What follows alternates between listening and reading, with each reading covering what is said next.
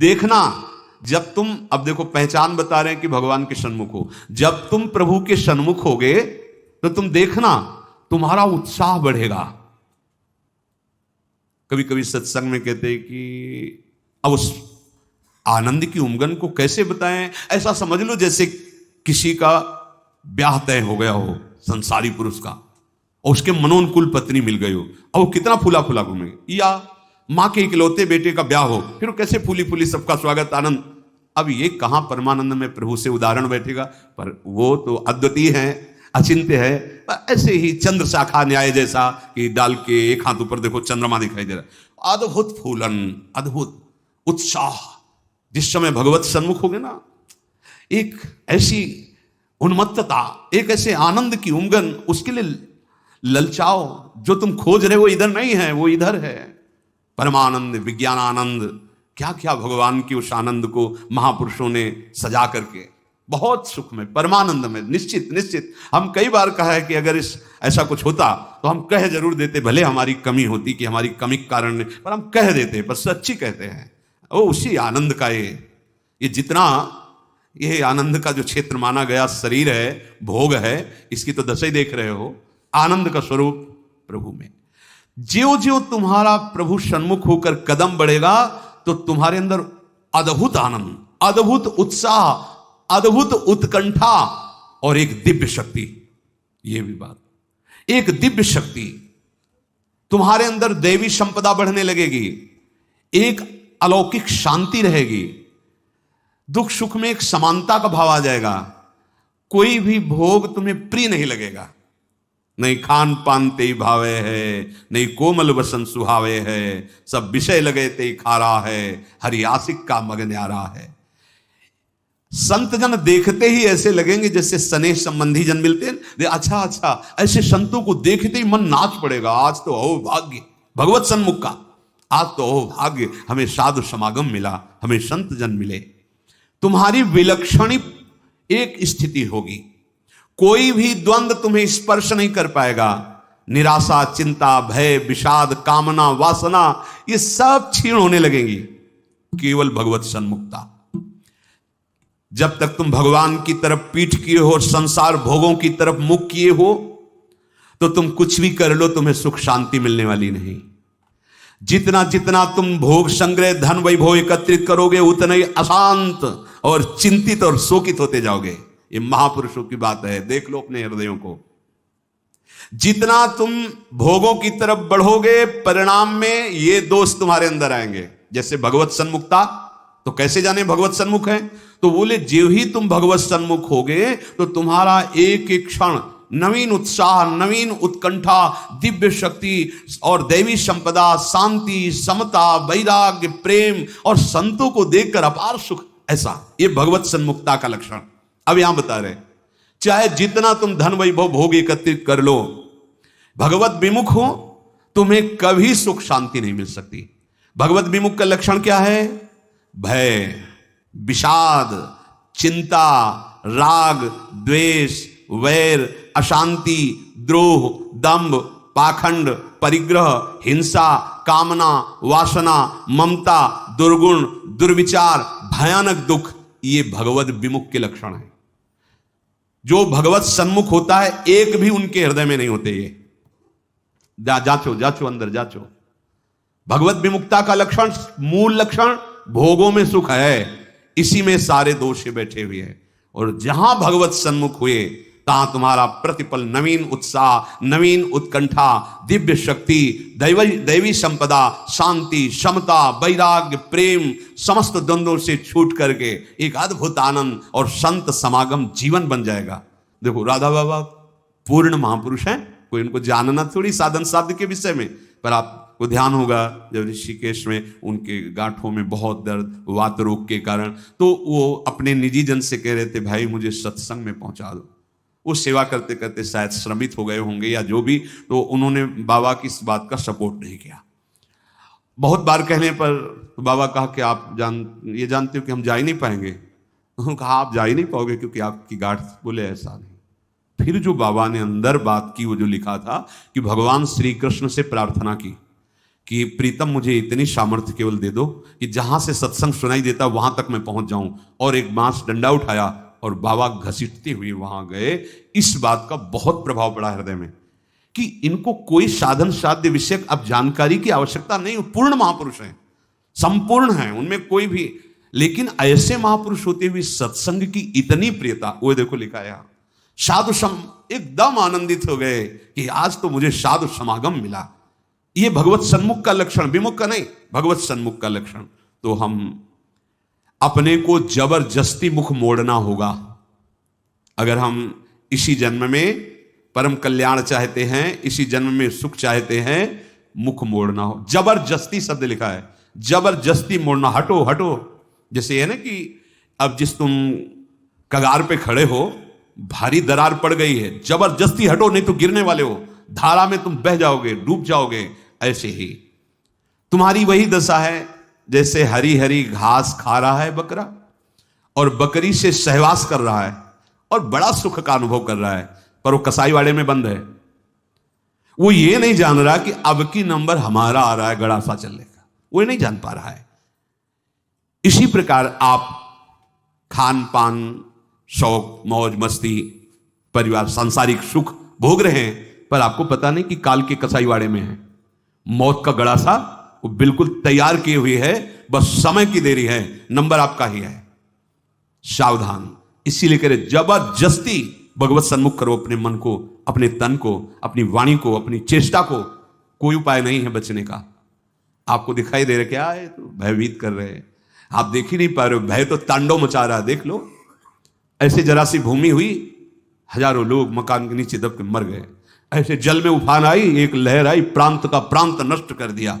क्या क्या लीलाएं हो रही प्रकृति की, माया की। हमारा भी तो नंबर आएगा ना कोई तो आएगा, काल का रूप, कहीं ना कहीं कोई रोग, कोई घटना, कोई। और हम मस्त हैं, जैसे बकरा हरी हरी घास खा रहा है, ऐसा ऐसा उसको लग रहा है हम बड़े सुखी, ये पता नहीं अगला नंबर हमारा है। तुमको बिना सूचना दिए, बिना राय के तुम्हारी मृत्यु तुम्हारा नाश कर देगी। मृत्यु किसी से राय लेती क्या कि अब हमारी प्रार्थना स्वीकार करें, हम अपना काम शुरू करें, दी आपकी आज्ञा हो? ऐसा नहीं। अगर ऐसा हो तो कोई तैयार नहीं होगा, कोई नहीं तैयार होगा। बिना आपको सूचना दिए, बिना आपकी राय के वो आपका नाश कर देगी मृत्यु। इसलिए वो सहसा आप पर आक्रमण करेगी, उसके पहले आप सावधान हो जाओ। अब वो कब करेगी कुछ पता नहीं है, इसलिए आपको अभी से, इसी सेकंड से सावधानी करनी है। क्या? एक एक वृत्ति को कृष्णाकार कर दो, प्रियालाल के चरणों में लगा दो। बुद्धिमान उपासक सावधान, तुम्हारी जन्म के साथ ही मृत्यु पैदा हो चुकी तुम्हारी। कितने अनुभवी महापुरुष कह रहे हैं सावधान, जब तुम्हारा जन्म हुआ था उसी समय तुम्हारी मृत्यु भी पैदा हो गई है। बस तुम्हारे साथ चल रही मृत्यु अवसर देख रही है, समय देख रही, जहां पूरा हुआ वो अपना काम कर देगी। इसलिए प्रतिक्षण तू मृत्यु की दृष्टि में है, शिकार बिल्कुल लक्ष्य पे है। मृत्यु का अंतिम स्पर्श तुम्हारा सर्वनाश कर देगा। शरीर, रुपया, पैसा, कामना, घर, मकान, पद, पदवी, सब। अतः तुम कुछ ऐसा करो जिससे मृत्यु शरीर पर प्रभाव पड़े, आप पर नहीं। आप कर्ता भोक्ता भाव में, इसलिए आप पर प्रभाव पड़ता है। वो क्या है? इस चक्र से सदा छूट जाने के लिए एकमात्र सब ग्रंथ, सब संत और सब पंथ का निर्णय है सतत भगवत भजन, सतत भगवत चिंतन, प्रभु के आश्रित होकर प्रभु का भजन। एक छोटी सी वस्तु जब भाव में भरकर आप प्रभु को समर्पित करते हैं तो प्रभु से बहुत बड़ी मान लेते हैं। हमारे प्रभु का स्वभाव ऐसा है। पत्रम पुष्पम फलम तोयम ये में भक्ता प्रति। देखो नाशवान वस्तु है ना, अगर एक चुल्लू जल भगवद अर्पण कर दिया, भगवान उतने में प्रसन्न हो रहे हैं। एक तुलसी दल ले लिया, एक फूल ले लिया, कोई फल ले लिया, और भगवान भाव में भरकर कहते हैं अश्नामी, मैं उसे खा लेता हूं। जैसे फूल सूंघने की वस्तु है, पर भगवान कर मैं पा लेता हूं, पत्ता पा लेता हूं, जल पा लेता हूं, फल पा लेता हूं। पत्रम पुष्पम फलम तोयम ये में भक्त्या, भक्ति भाव से जो भक्त अर्पित कर देता है, भगवान कहते हैं मैं उसे पा लेता हूं, वो शाश्वत हो गई। दो प्रकार की बैंक है, एक मायाकृत बैंक, एक हरि बैंक। हरि बैंक में वही वस्तु जमा होती है जो त्वदीयम वस्तु गोविंदम तुभ्यमेव समर्पये से होता है। ध्यान रखना, आपके द्वारा दी हुई वस्तु आपको समर्पित है, ये हरि बैंक में जमा हो गया। अगर आप निष्काम भाव से करते तो भगवत प्राप्त हो जाएंगे, सकाम भाव से करते तो आपको बहुत आगे बढ़ करके मिलेगी। और यहां जो बैंक में मायाकृत जमा है ये सब रद्द, शरीर छूटा, सब व्यर्थ गया। मानव जीवन का एक एक क्षण इतना कीमती है कि उसके बदले में फिर कुछ नहीं है कि हम ये दे करके समय खरीद ले। तो ऐसे समय को केवल केवल महामहिमा में भगवान नाम स्मृति में लगाओ। सब चेष्टाएं हो रही, नाम जप कर रहे हैं, आपका बैंक बैलेंस बढ़ रहा है। एक एक नाम, जैसे कोई भूखा व्यक्ति एक एक कवल पाता है तो तुष्टि पुष्टि क्षुधा निवृत्ति होती जाती है, ऐसे ही एक एक नाम संसार से वैराग्य, अपने स्वरूप का ज्ञान और भगवान के चरणों में प्रेम, ये तीनों होते चले जा रहे हैं।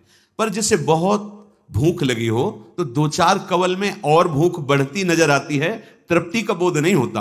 आधे पेट होने के बाद फिर स्वाद और तृप्ति का अनुभव होने लगता है, फिर पूरा जब पेट भर जाता है तो कहना क्या है। ऐसे ही अभी हम थोड़ा भजन करते तो और जलन बढ़ रही है, यद्यपि वो संसार से वैराग्य, स्वरूप का ज्ञान और भगवत चरणारविंद में प्रेम, ये प्रारंभ हो गया है एक एक नाम से। पर जब आप 24 घंटे में कम से कम 12 घंटे का ऐसा अभ्यास बने कि हम भगवत स्मरण प्राण, तो आधा पेट मानो हुए, फिर आपको स्वाद मिलने लगेगा, अनर्थ की निवृत्ति होते ही आनंद का स्फुरण होने लगेगा। पर एक एक नाम व्यर्थ नहीं जा रहा, गिनो या ना गिनो। किसी को भ्रम रहता अगर माला से गिनेंगे नहीं तो व्यर्थ चला जाएगा। अरे भाई, गिनना तो आपके मन को लगाने के लिए है, नाम तो अविनाशी है। राधा राधा बोला, नहीं गिनोगे तो फल नहीं मिलेगा क्या? कुछ लोगों को भ्रम होता है अगर गिना नहीं तो फिर वो संख्या ऐसे ही चली जाएगी, लिखा जाएगा नहीं। गिनना केवल मन को लगाने के लिए है, नाम महामहिमा है, गिनो या ना गिनो। अब प्रेमी जन गिनने में नहीं रहते। हाँ, प्रेमी जन तो श्वास प्रश्वास अपने प्रीतम के नाम का वर्तमान में स्वाद ले रहे, उसका और कोई फल नहीं चाहिए। ये जिह्वा पे राधा राधा चल रहा है, हमें सब कुछ मिल गया, बस यही चलता रहे, हम भूलू ना। इतना स्वाद, इतनी महासुख की वृत्ति उदय होती है, सामने प्रियालाल हृदय आनंद की उफान में, जिह्वा पे नाम, अब उसे क्या चाहिए? जो क्षण चला गया वो लौट कर दोबारा तुम्हारे जीवन में नहीं आएगा, बहुत बड़ा घाटा। अगर खाली चला गया तो बहुत बड़ी हानि, बहुत बड़ा छिद्र, बहुत बड़ी दोष वृत्ति हो गई। जरा सा भगवत विस्मरण में अंतर, माया का प्रवेश। का हनुमंत विपति प्रभु सोई, जब तो सुमिरन भजन न होई। श्वास प्रश्वास लगातार भगवान नाम का अभ्यास, भगवत स्मृति। कहीं भी जा रहे हो, कोई भी कार्य कर रहे हो, किसी से भी कोई व्यवहार कर रहे हो, अंदर ही अंदर स्मरण, प्रभु का स्मरण न छूटने पावे। लाभ हरिवंश के नाम उच्चारण, लाभ इससे बड़ा कोई लाभ नहीं। राधा राधा हरि हरि, अगर नाम उच्चारण हो रहा अंदर, बहुत बड़ा लाभ मिल रहा है। 1 लाख रुपया 1 घंटे में कमा लिया और हरि को भूल गए, किस काम में आएगा? और 1 घंटे बाद शरीर छूट गया, 1 लाख रुपया कमा लिया है, हरि का नाम नहीं लिया, तो आएगा क्या हाथ? और 1 घंटे लगातार नाम जप किया है, भले हमारे पास लौकिक वैभव नहीं है, लेकिन ना तो संताप होगा, न शोक होगा, न चिंता होगी, न भय होगा, एक आनंद। और वो अनंत काल के लिए बैंक में जमा हो गया अविनाशी नाम। ये हमारी समझ में क्यों नहीं आ रहा? लाखों रुपया इकट्ठा कर ली, चिंता है, शोक है, भय है, नाना प्रकार की वासनाएं जल रहे हैं, लाभ क्या मिला? नाम चल रहा है, माना कि आपके पास उतना ऐश्वर्य नहीं है, यथा लाभ संतोष जितना प्रभु दिए सन, पर आपका हृदय प्रफुल्लित रहेगा, भरोसा बहुत बड़े स्वामी का है, और एक एक नाम आपका जमा हो रहा है। सदगुरुदेव भगवान एक दिन बोले थे, एक एक सेकंड का तुम्हारे हिसाब होगा। ऐसा नहीं कि तुम नाम जप कर रहे हो, उनके लिए जल रहे हो, कष्ट सह रहे हो, तो तुम्हें किसी को बताने की जरूरत है।